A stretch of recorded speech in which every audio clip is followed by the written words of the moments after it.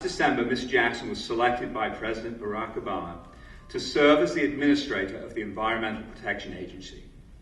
She now manages a staff of nearly 18,000 professionals who are committed to protecting the public health and environment of all Americans.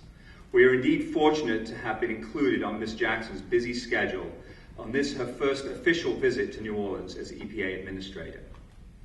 Ms. Jackson is a native Neolinian who graduated as valedictorian of St. Mary's Dominican High School before attending Tulane as a chemical engineering student.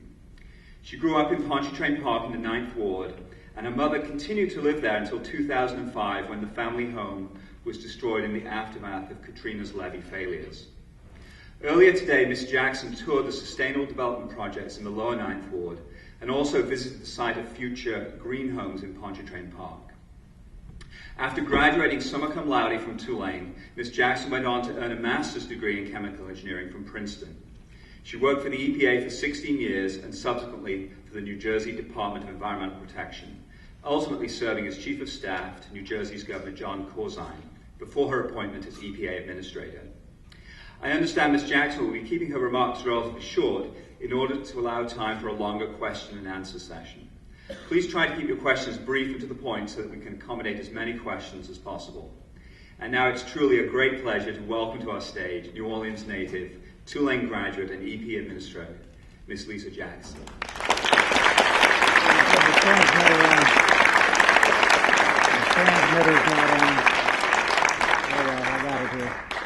Well, good afternoon. How's everybody? Thanks for waiting. Any engineers in the house? Any chemies in the house?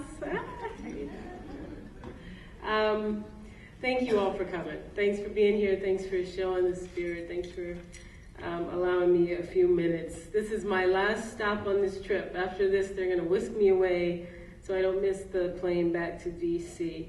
So I'm thrilled that I get to say my last few words and spend my last amount of time here with the Green Wave here at Tulane. It's been an extraordinary couple of days. It feels like a week. It feels like we've been here a long time, but we were really only here working yesterday and today. Lots of work, but lots of memories. One of those things that I'll file away. This morning I was at my old high school, not too far from here. Dominican is right down Broadway from Tulane. And then, as you heard, I just got back from Pontchartrain Park. And I can only tell you that as a public service, you give up a lot of things. You give up money. You don't necessarily make a lot of money out of school. And I remember telling people after the hurricane that it was the only time I wished I was rich, because I would have liked to have been able to do for my mother the one thing I couldn't afford to do, which is just rebuild her house, raise it up, make it energy efficient, make it a model for what the restoration of this city could be.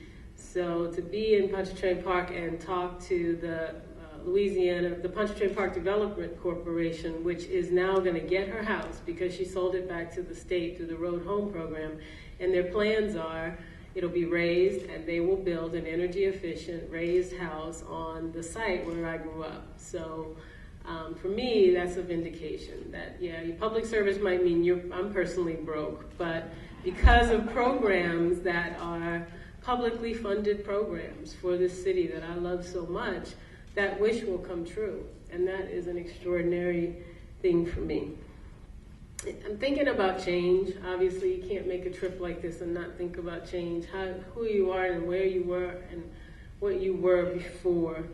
But I have to give you a sense of my life today just so you can laugh with me at how the worm turns. Not too long ago, I was the opening keynoter at the Governor's Climate Summit in California. And of course, our host is now my friend, Governor Schwarzenegger. And I was introduced right before that by Harrison Ford. I was the only person without my own action figure, standing between the Terminator and Han Solo. So my staff were busy working on an EPA action figure, I think. But I think my job here today is to give you a sense of who I am and how I got here, although I couldn't tell you that last part. I still wonder. I did grow up in the 9th Ward. My dad was a mailman. He delivered mail in the French Quarter. None of you know anything about the French Quarter because Tulane students just study.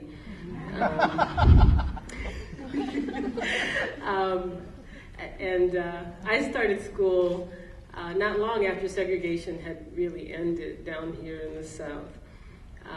My father was a government employee, so one of the things I think comes through in my life in this public service call is remembering him as a little girl, delivering the mail, and more remembering the reactions of the people along his route, people for whom they knew him by name and for whom the check that came, the Social Security check, was a physical piece of paper. You actually had, checks in those days, and he would ring the bell, make sure that it ended up in their hands, so because he knew that people were waiting for it.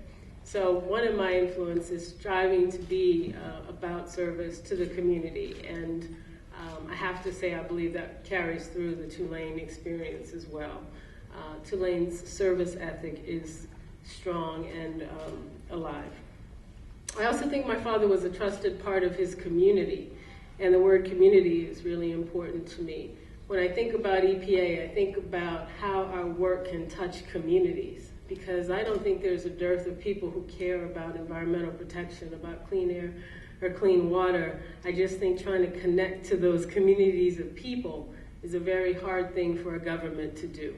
We often hear President Obama talk about making government work again for people. That connection in their lives and making it a force for good is what we're working on.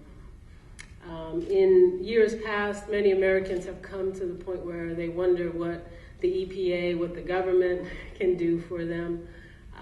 EPA tends to wear a little bit more of a white hat when it comes to government protection. We have not a bad reputation, but we too, like many government agencies, depending on sort of the politics of the moment, can be seen as a force that is protecting the environment, or at best, sort of null and void, not active, not effective, not able to reach people's lives. So I meet a lot of skepticism every day in the job. First off, you're from the government, you're here to help me, but more just, you're here to help me today, but in 4 years or 8 years, when there's an election, or when you're gone, or when other people are gone, we remember that on and off switch, and that doesn't help us at all.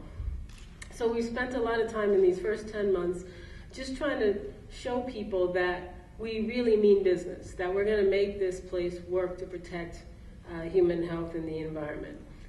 Some of our decisions are well noticed, like the endangerment finding. Back in April, we released a report that had been done by EPA years before that said that greenhouse gases endanger public health and welfare.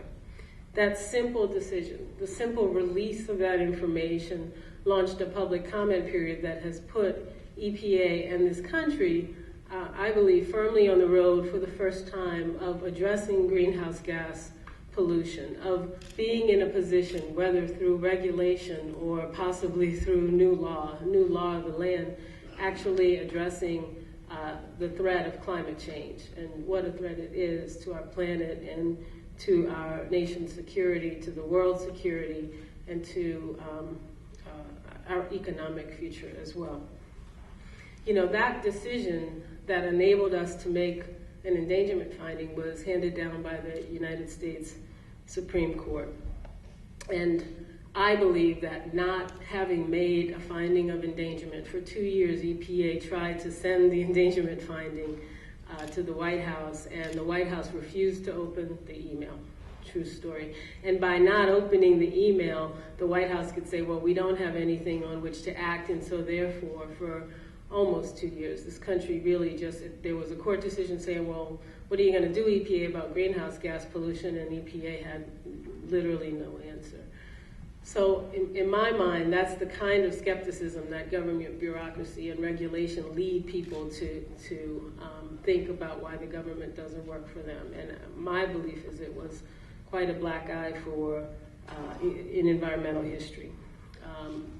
We did send it. We sent it in April. The White House opened the email. We just recently sent our final draft decision to the White House. The White House opened the email. So I'm feeling pretty good about the fact that we're on a better track as far as email opening goes. So I got to Tulane, and I was good in math, and I was good in science, and I was going to be a doctor.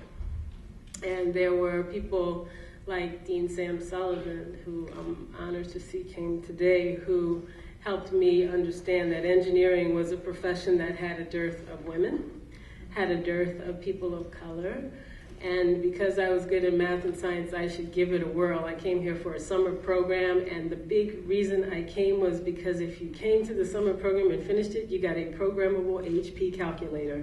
And in my wildest dreams, I could not believe somebody would give me, I think they cost $150 back then, and were all the rage.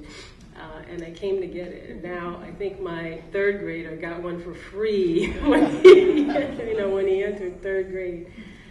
All he had to do was promise to bring it back at the end of the year.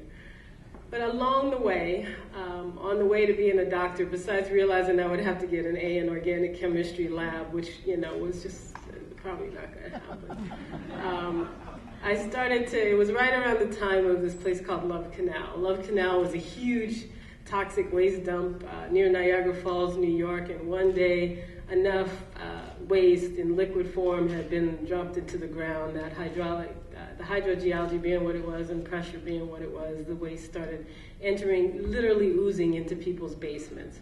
One of what I call the environmental sight and sound moments that we've had in our history in this country. And I remember thinking about that, and I remember at some point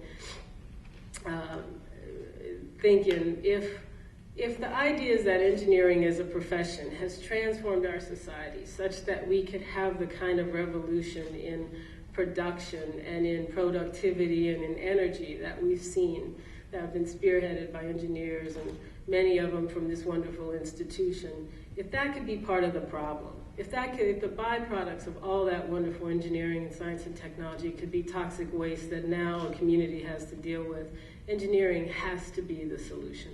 It absolutely had to be the answer, and I believe that to this very day. I believe what I bring to the job of EP administrator is that I'm technically trained.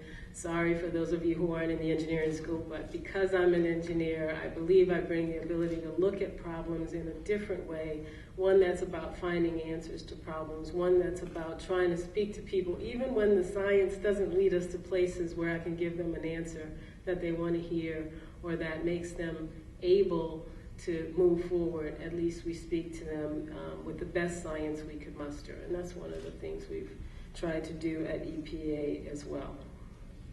After I left Tulane, I went over to Princeton and I wrote my master's thesis there on wastewater treatment. And then I, at some point, not too long after graduation, landed a job at EPA, and I thought I would go for a few years just to see how government works, and I have been there almost ever since. I know how environmental action takes shape. I've seen it take shape under presidents. I think somebody totaled it up. I think it's 3 presidents, 6 different administrators I worked for, both parties. Some of the most important environmental laws in this country were passed by Republican administrations. I believe in my heart that the environment is not a political issue at all. I defy any one of you to tell me that there's a party out there that wants dirty air, dirty water, and polluted land. Nobody does. But what people want and what we have to get back to is an understanding of what we can have and making sure that our advocacy on those issues reflects our belief, and I think it is a commonly held one, that we have the right to a clean environment. And mine goes a little bit further. I believe all people have the right to clean air and clean water and clean land. I'll tell you a little bit about my Katrina story. You guys are potentially the first class to have not been here, but many of you I'm sure were. My mom was in the 9th Ward. She was still living there at the time the hurricane hit. My mom's birthday is August 27th, so I happened to be down here visiting her for her birthday, and so I happened to be the one who drove her out. I remember after that tragedy thinking I needed to move back home. And I hope many of you will consider staying here after graduation. Don't follow my lead necessarily on that. But I remember being really disheartened by public service. I felt like the failure of the levee systems and the response to the flooding was a failure of government on every single level, with enough blame to go around. Every single level of government let down the people of the city. And so why would I want to be a part of government? But then something drew me back. that other voice. And that was thinking that if there was anything I could do, I should try to figure out the most efficient and effective thing I could do. That's an engineering thing. You know, we were optimizing even back then. So optimally, I could come back here and maybe change my mom's fate, but maybe I should stay and try to continue to work on issues I cared about on the environmental side. And in that case, coastal restoration issues, so important to this area, so important to the economy, so important to tourism, so important to the seafood industry, so important to oil and gas, but probably more important than all that, so important to the people of this area. And I remember my mother, who's now in a wheelchair, arguing to me about the importance of coastal restoration, and I thought, okay, well then I shouldn't leave. If my mother thinks now, finally, for the first time, that I shouldn't have been a doctor, that I should be working on the environment, on these issues, then maybe the optimal solution for me is to stay and work on environmental issues. That's been a real transformation. Watching this city, watching the Gulf Coast region advocate loudly and long for coastal restoration because it matters to their everyday life has been a transformation that is inspirational to me every single day. My mother did not grow up thinking that the swamps, because that's what she calls wetlands, that the swamps should be nourished and built. But now she does. So out of, that horrific tragedy, out of that, as part of the transformation has come a city energized to understand more poignantly than many cities ever, thankfully, will, their connection to the natural world, their connection to the environment, their connection to the engineering that created the loss of wetlands, and their creation to the engineering that will most certainly be key to restoring some of them.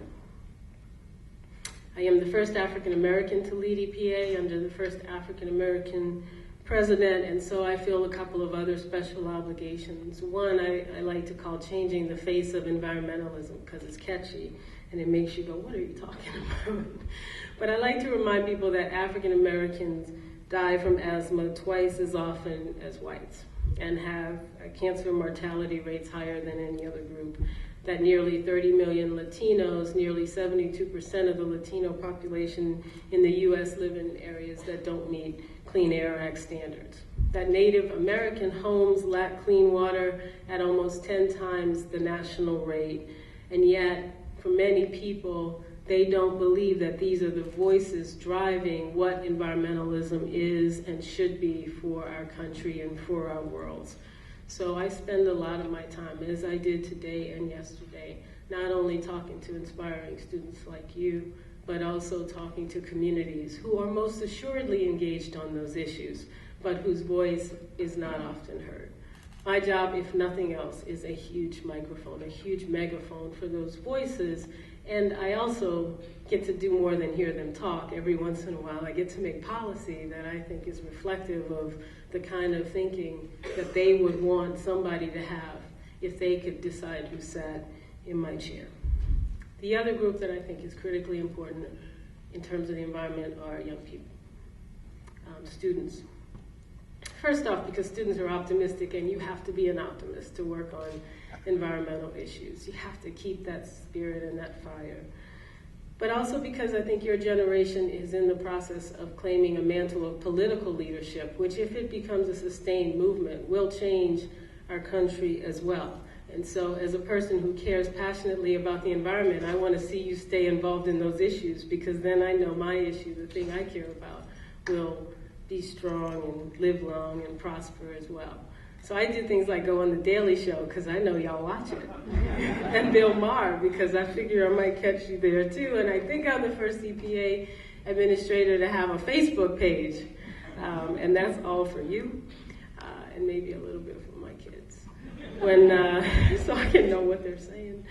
When I finished school, there was really only one place you went if you wanted to understand what the environmental movement meant in terms of practice in this country. Eventually you went to EPA. I want to see that link made again. I want to see all students, including scientists and engineers, the best and brightest, channel into and through public service, if not at EPA, preferably at EPA, because I'm biased. Tulane is my alma mater, and I will always love it. But I want to see that ethic of service, the Tulane ethic of service, pass through the public service realm and continue to be strong. So let me close, because I am supposed to be brief, Dean, on that point. I do believe it's a defining moment for our country, and so I believe it is a defining moment for you all as well. I think that we will look back at this time, and we are likely to talk about far-reaching changes that impact our healthcare system, impact our role as a world leader, impact how we produce and use energy. And I believe that it is the time like I've not seen in 2 decades of working on the policy side on these issues. As someone at this school and in this city, you have a special role to play in this moment, in the challenges that lie ahead. New Orleans as a city has suffered through an unprecedented environmental disaster, but it's also in the midst of an unavoidable national economic downturn.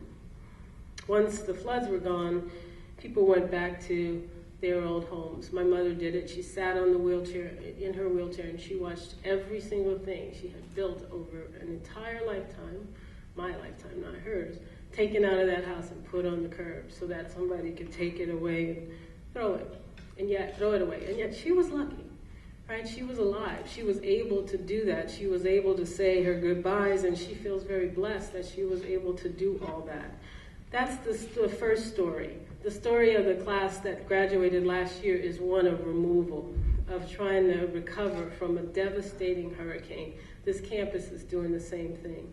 But for me, your story, the students who are here now, is moving to one of rebuilding and restoration.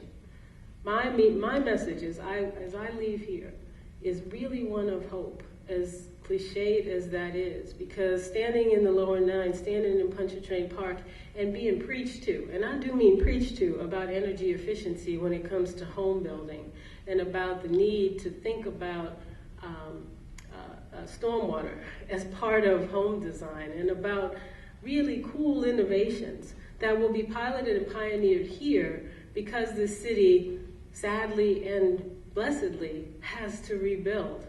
Makes me very optimistic for this time and this place and your moment in that piece of the world, because it brings together all the things that I think are going to make be part of the transformative changes that will happen over the next 20 years. So I think that you will emerge strong students. I think this city cannot help but be better and more prosperous because you're here. I think the sense of community that is Tulane will be part of you forever, because I know it's part of me. And I think when people see that the school that is at the heart of New Orleans is turning out a new generation of leaders and innovators, I think it will shine a bright light, not only here, not only for the people here, but across this country. There is a long way to go. That is very, very clear to me, but things are happening here. And the presence of so many talented young people give me tremendous hope for this city, tremendous hope for my own neighborhoods, tremendous hope for the people, and tremendous hope for each and every one of you. Thank you so very much.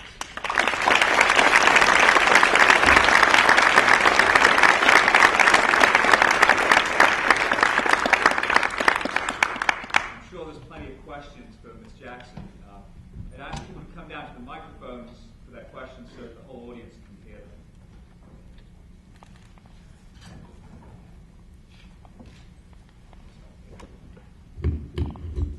Ms. Jackson, my name is John McLaughlin. I'm a faculty member here at Tulane and at Xavier University and the director of our Environmental Center. I have a comment and a question, maybe an opportunity for EPA. Those of us that work here on the community and on coastal restoration and everything else find that the emphasis and the funding and the coordination is being done agency by agency by agency. So Dr. Lichfeld, who's the chair of Environmental Health Sciences, studies asthma funded by NIH. We're looking at the built and natural environment funded by NSF. All of our coastal work has to be looked at by NOAA.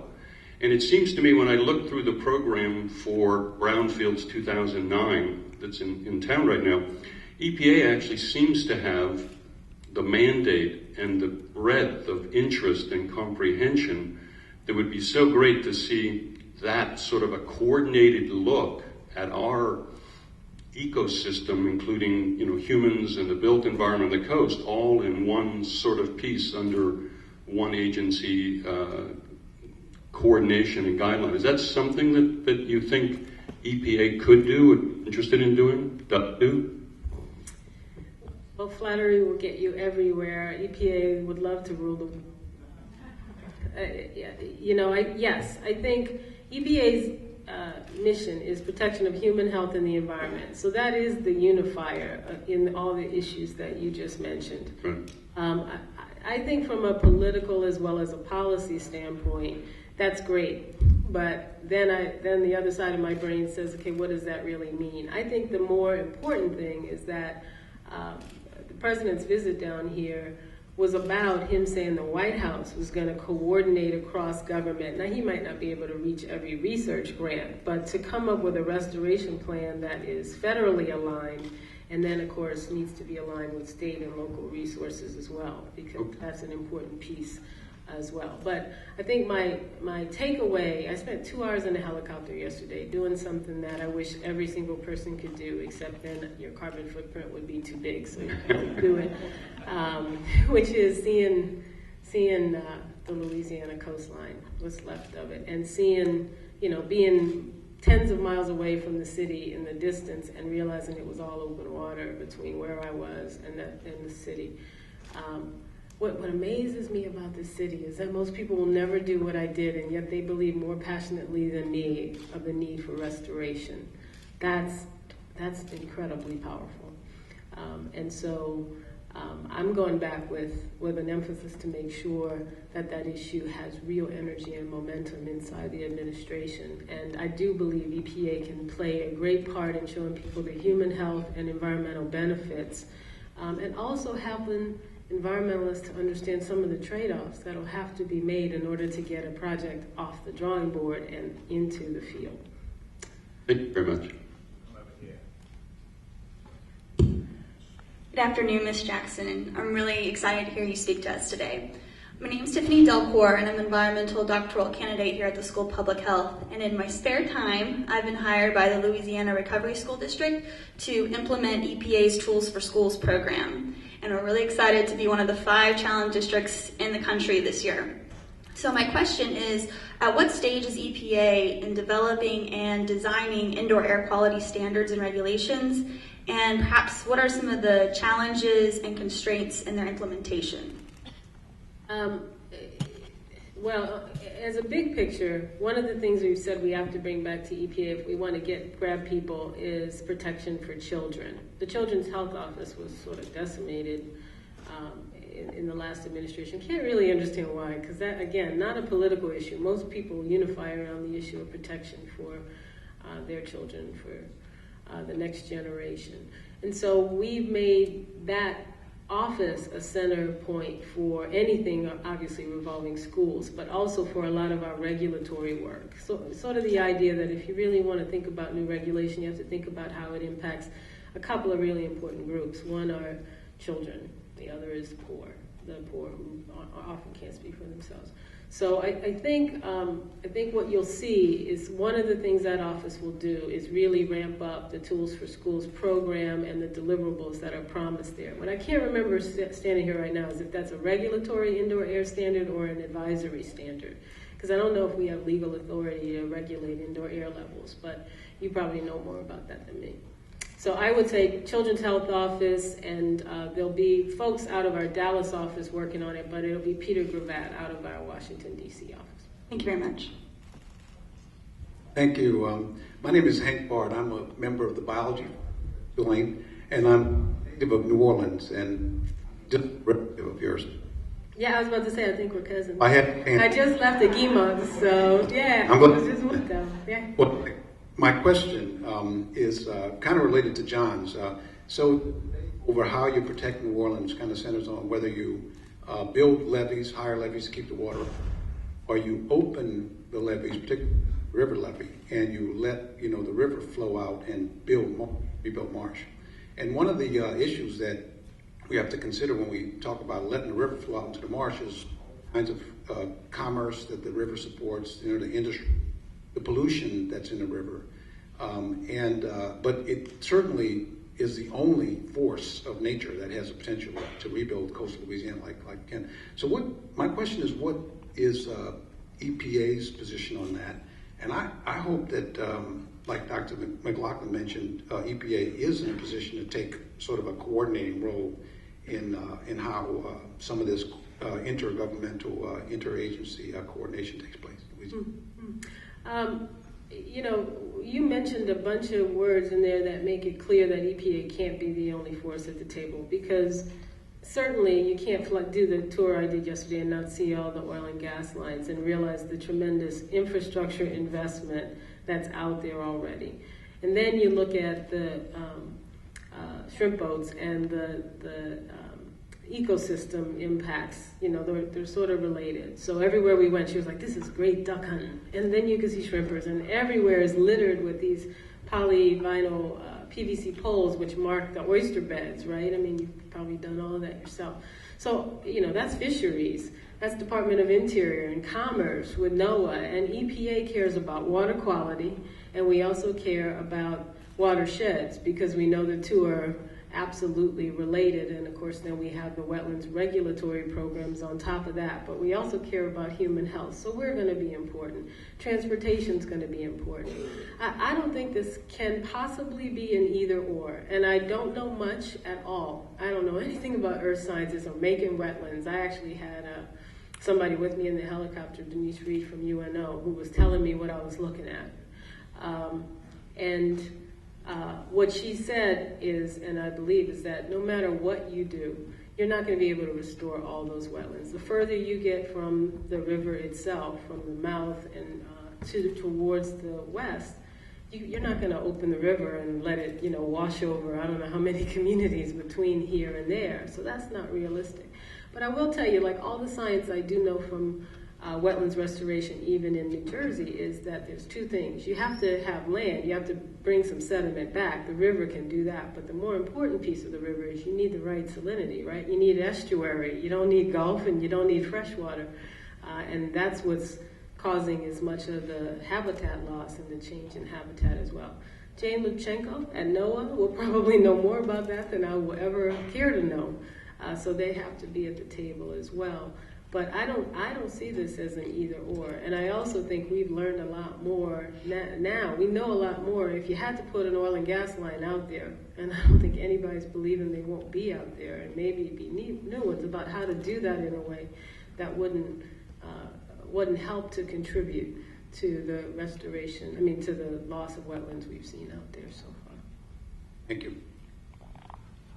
Hi, Ms. Jackson. Thank you for coming. I'm a third-year law student here, and in no way am I ashamed to admit that I actually clerked at Region 6 2 summers ago, and I hope to at some point be at the EPA in some fashion. My question is more policy-oriented, and specifically you touched on Mass versus EPA, and I'm particularly interested in climate change law. That's exciting, but unfortunately, I don't really know what that means right now either, so I'm a little scared. And but I see two scenarios coming up. Either the climate change bill coming up does not pass, or I think a lot of people in the environmental community worry that if it does pass, it may be fairly weakened and maybe, in our opinion, inadequate. So in the first scenario, if it does not pass, what is the EPA's role going to be? With no schematic in place, it seems like new territory. It seems like it's, going to be a very litigious situation. And in, scenario B, if it does pass, but it's maybe a little bit, inadequate, how does the administration assure that the nation and the public retain the sense of urgency and don't just declare the whole out victory? So if you could just, that's a lot, but if you can, give your 2 cents. Yeah, again, not being a lawyer, I will try. Mass versus EPA required EPA to really only do one thing, which is determine whether greenhouse gases endanger public health and welfare. Because as you know, under the Clean Air Act, if we say they do, we have no choice but to regulate them. It's not, well, then what are you going to do? It's, oh, you must do something. That's the power of the Clean Air Act. It's not a choice. It endangers public health and welfare. You have to do something. So the proposal was, yes, they do endanger public health and welfare. And the first thing we would do, and which the president has already announced, is change the world of transportation. First step being changing fuel efficiency and standards for cars, really ramping up fuel efficiency, accelerating by 4 years the 35 miles per gallon average fleet efficiency that was mandated by ISA, and having the first ever greenhouse gas standards for automobiles as well. So EPA has also since proposed greenhouse gas regulations that would cover any stationary source in this country that emits more than 25,000 tons per year. 25,000 tons, it really leaves you with the big refinery, the big power plants, and leaves off the vast majority of small and medium-sized businesses. Both of those are rule proposals that are out right now for public comment, so I'll go no further than to say that. I'll say this much, because I think for the general audience, you don't have to be an expert or love climate law as it evolves, and it is an evolving field, and you will be working in it for a while, I'm sure. I believe you can use the Clean Air Act to make smart regulations that don't bankrupt the country, that don't turn the entire economy of any region of the country on its ear, that send a strong and clear price signal, because that's all regulations are. Regulations send a signal that carbon pollution is no longer free. You must account for the fact that you're going to have to do something about it. I believe just as strongly that while you can regulate in a smart fashion, new law would be better. And so I advocate strongly for new legislation. I guess the news of the day is that the Senate has said they won't take up legislation until the spring. And so at the same time, we're going to follow the Supreme Court decision, and we're going to propose and potentially adopt regulations. We're going to follow the law. We have time, I think, for a couple of quick questions. That means quick answers, which I haven't been to. This will be quick because I'll speak more quickly. My name is Oliver Houck. I'm a professor here, and I direct the environmental law program at the university. It tends to be a proactive program, but I know I speak for everybody in the room to say to you what an incredible treat it is, what a refreshing experience to find some of your commitment and in your ability at the helm. Thank God, it's been a long time.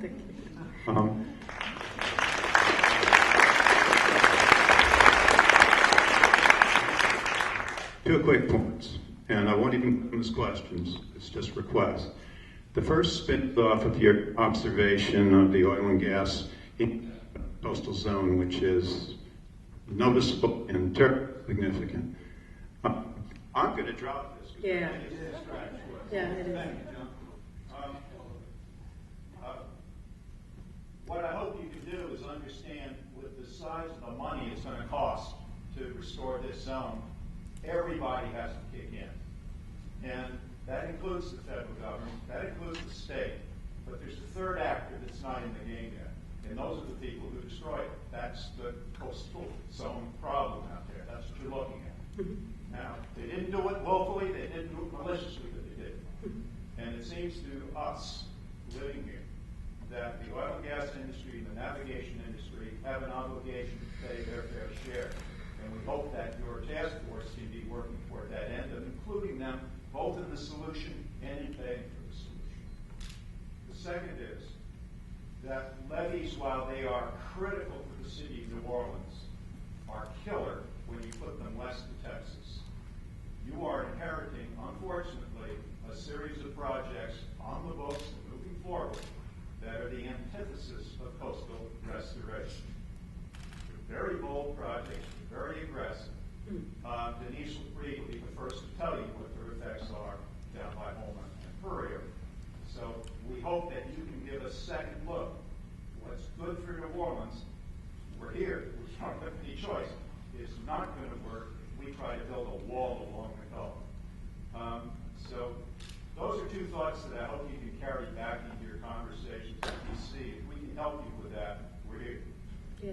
Thanks very much. Thank you. And the only thing I would add on top of that is that there's never total altruism, right? Corporations are in business to make money. We don't begrudge them that. This isn't punitive.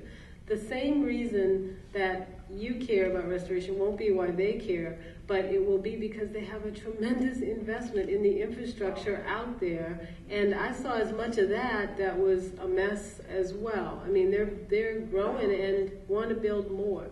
And so my belief is they will have to be at the table, but I don't know that that's an unrealistic. That's a personal belief. But Very quickly, one last comment. I know that the time is it's the plane. I can't miss the plane. I will try to be very brief. My name's Jernigan. I'm a member of the art department faculty here, and thanks again for coming. I wonder if you know or have heard of the artist Mel Chin and his ambitious ongoing project to remediate all the lead from the soil in metropolitan New Orleans. I suspect probably you don't, and so very quickly, in a nutshell, it involves working with a team of scientists to develop a viable plan, scientifically viable plan, and then spending a year collecting handmade currency totaling $300 million, with which he will present to the U.S. Congress just before the end of the session in the spring and request that they replace it with legal tender. And I wonder if you would support his project or comment on it. I'm happy to look into it. I think I can comment on the bigger issue, which is the nagging concern through this trip. There have been a couple of sort of ongoing refrains. Coastal restoration, landfills came up a lot, and I'd just say metal contamination in soil, because it's lead. I hear a lot about arsenic as well. I think that New Orleans is no different from many urban areas, which is it has a legacy of contamination that is exacerbated by this flooding, the floodwaters that spread it around and also take contamination potentially from the rivers and from the bayous as well. And I think where there just seems to be a general level of absolute sort of lack of I don't know what word I want to use, where we can help would be in giving people the other side of the coin, for a bad pun, for his project, which is, let's say tomorrow you got all that money. What would you tell people to do? Because even that amount of money is not going to allow you to go to every yard in the city, dig it up, and haul the trash away. Haul the soil away. What would we do? And there, I think EPA would be eager to try to help. I mean, part of what we've done for a long time is site cleanup and remediation. And I know there's frustration over what role EPA has played in that area to date. I want to go back and look to see if we can help communities who are trying to help themselves deal with a pervasive problem. Because it can be here and not be there. And many people just can't afford to know whether or not they can. And maybe when it comes to a school, you should just assume that there's contamination. Those kinds of questions. So thanks.